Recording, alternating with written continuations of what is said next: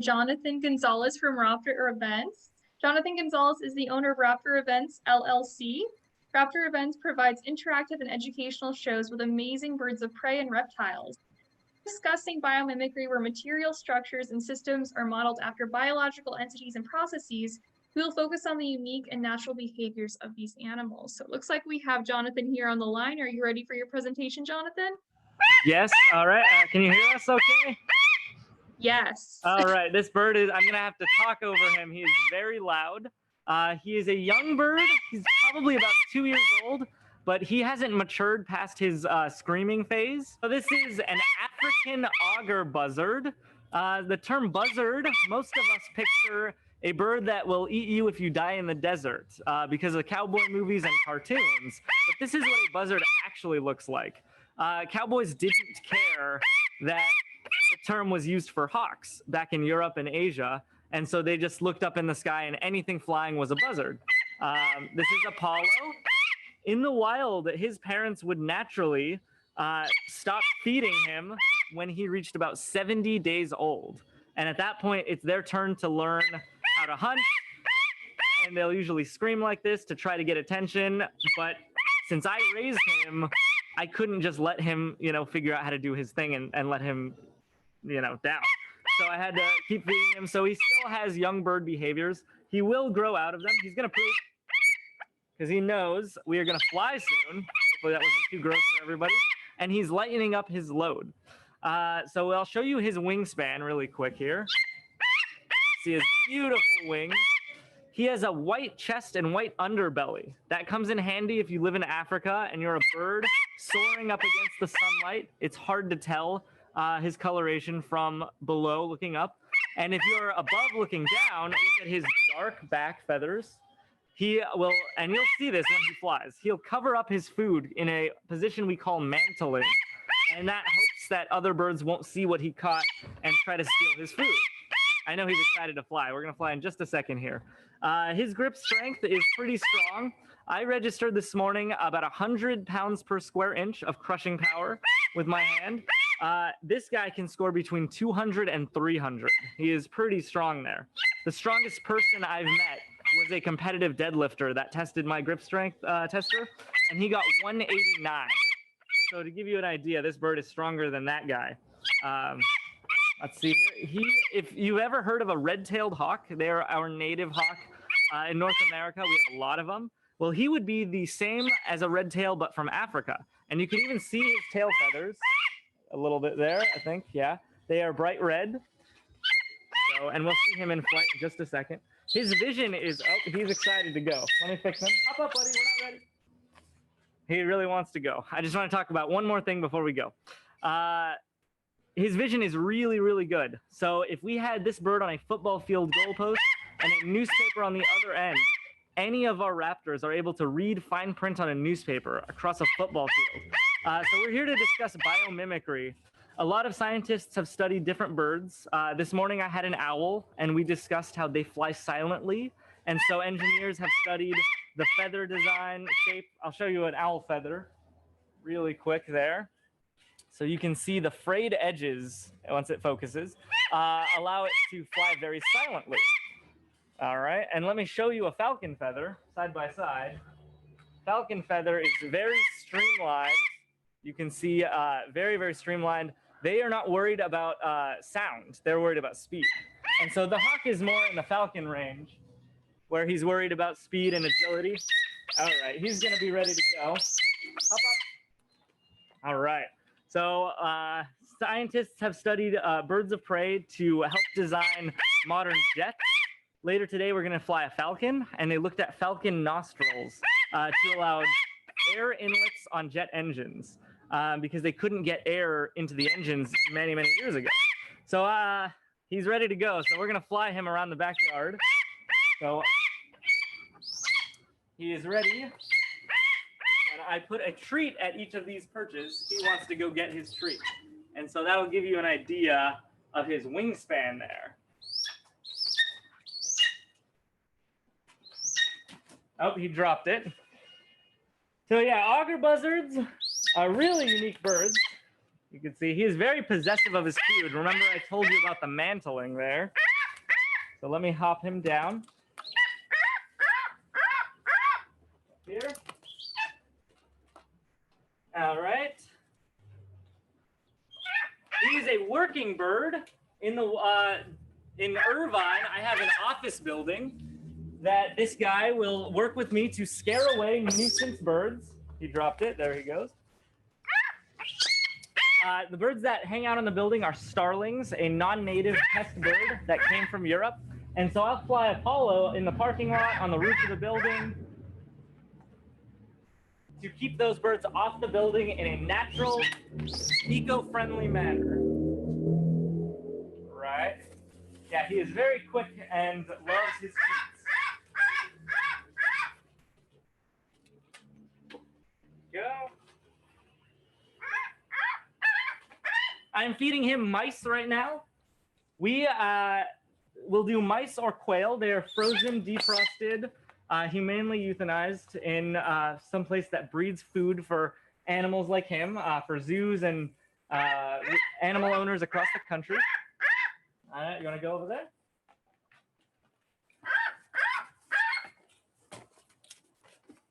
I have to be careful not to get grabbed. I do not want that 300 pounds of crushing power to injure me. So I am very careful with my bird here.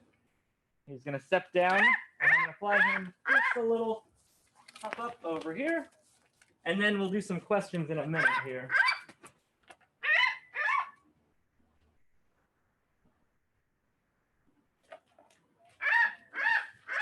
All right. Everything is under natural conditions. So when, I don't know if you can see, I have this tracker hanging on him. I'll show you, and then we'll do some questions. He's going to be a little touchy right now because he is still in feeding mode. So he might be squawky, and you can see he's puffed up and he's mantling. This tracker allows me to find the bird if he decided to take off, because we have to trust each other. He has to trust me to take care of him. I have to trust him to want to work with us. I never ask him to do things he doesn't want to do. That's why this flying thing is fun for treats. So I'm open to hearing some questions. Great. Thank you so much again, Jonathan. Another great presentation from you. Really looking forward to seeing what you're going to be doing in the future as well. And just like I said earlier, during COVID times, this is such a joy to be able to virtually, see these animals in action. A lot of people haven't been able to in any capacity. And so the first question that we have here, what does a typical day look like working and caring for these animals? That's a great question. Okay, hold on. Okay, you can hear us now? Okay. So a typical day, I spend at least a few hours every day. I have to work with, I have a whole set of birds and a whole reptile office. Let's see, am I still in frame? Here we go. Where I have like 7 snakes. We have a large iguana, a large tortoise. Every day I kind of wake up, I'll get ready and I'll do the green eating reptiles. So I'll feed the tortoise, the iguana, those guys, they want their greens, their food in the morning. And then a little later when the birds are typically flown, most of our shows happen about this time, 10, 12. So that's the main routine. And we'll do flight exercise most days. The perches I have out in the yard, there's something we call weathering. So we'll put the birds out to get some sun, some air, and they love to be outside and just look around. And you'll see 6 birds in the yard on a nice busy day. And we'll take them to local parks and fields to get some exercise. I can do a lot of stuff in the backyard. I'll put a perch on the roof, have the bird fly up and down. It's like doing pull-ups, but for them, running upstairs kind of thing. Cleaning and changing waters every single day while the birds are out, so I can kind of streamline my work. Food prep, and that's right before we do the training, because all their training is a positive reinforcement with food. So they love to do their thing because we think of how they behave naturally. So in the wild, they do all of their natural behaviors centered around food. So that's how we ask them. All right. Great. Thank you so much, Jonathan. Another question that we have for you. If he was released into the wild, could he hunt without issues despite not being raised in the wild? So this guy in particular, I would say depending on where he is, I wouldn't trust him to survive if he was released. So he is not native. He comes from Africa. He was captive bred for education purposes like this. Let's see if I can fix him there. All right. Some birds, they're raised in a way for falconry. I am going to bring my Harris hawk up later today. I think it's our last one at 12. And she could hunt on her own. I want to take her hunting on a regular basis. And you can just tell based on their behavior. I think he expects a free handout of his food every day, but he could be trained to be hunting ready. It's typically not done as much. For these birds, they're used in movies and for education purposes as a representative of our native red-tailed hawk. Great, and I'm glad that you brought up falconry because we have another question here too about permitting and getting a license. Can you speak a little bit to how you're able to use these animals? Yeah, so with falconry, most people are hunting with a bird as a sport for hobby. The falconry community actually does want more people because there's only about 500 or 600 in the whole state of California. So there are plenty of falconers who love to take on an apprentice. I started in high school. I was a junior in high school when I got my first bird and I got my license and all that stuff together. And now I decided to start a whole business where I bring these birds to events, and education is really important to me. So a lot of people ask me where to go. It is a big investment, time and money. Birds are a lot to take care of. The enclosures are expensive to build, but if you have all that stuff lined up and you really want to do it, I say go to the California Hawking Club website, and they give you the list of everything you need to do before becoming a falconer. And one of those things is a written test. You have to score 80% or higher. What was that? Okay, I might be freezing a little bit, but so 80% or higher for passing. You have to get approval inspections. I get my enclosures inspected every year by Fish and Wildlife, things like that. So check out the CHC or California Hawking Club, their website, if you want further information on that stuff. Great, thanks so much, Jonathan. We have another question here. I know you were saying that this bird is pretty young. Can you speak a little bit to how big he'll end up growing? So this is how big he'll actually get.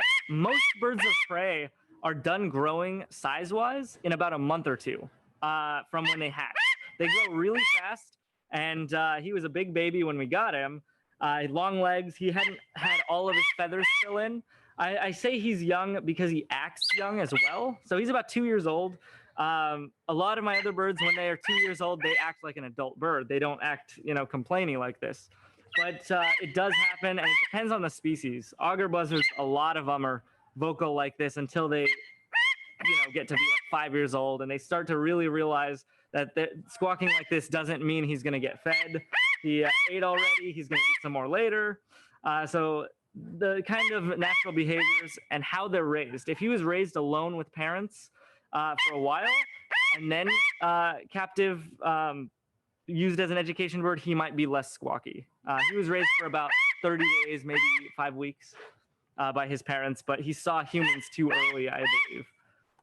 Oh, that's really interesting. So I feel like I've heard of that before, and that if some animals are associated with humans, they actually use those vocalizations only with humans and not necessarily in other contexts because of food.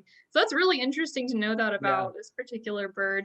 We also have a question here about the males versus the females. Do you know which one is larger and if there are any differences between the two? Yes, that's a great question. In birds of prey, most of them look the same as far as plumage goes. Across the board, falcons, hawks, owls, most males and females look identical besides size. In all birds of prey, except for the American kestrel, the female is larger. And with the American kestrel, most females are larger, but there's a bit of an overlap. You might get a large male and a smaller female that are the same weight, and it's, you have to do a DNA test to check. In the wild, these birds, the female will protect the nest. And so a bigger, scarier bird, you imagine her feet are larger too. Really dangerous. I'm afraid to handle this bird without proper precautions here. Female could be even more aggressive there and sizable and more dangerous. They also are two different sizes to not compete for resources in times of scarcity. So a smaller bird like him, he might hunt a squirrel or a rabbit. Big female might hunt something larger, maybe even the size of a jackrabbit, something much, much bigger. And that way they're not competing for feeding their own babies in times of scarcity. Great. Thank you so much, Jonathan. Again, really excited to have you here. We're looking forward to your next demonstrations throughout the day. Always great presentations here. It's about 10:15, and so I think we'll conclude this session for now. Move on to the Yes. next. Thanks again, Jonathan. Thank you so much.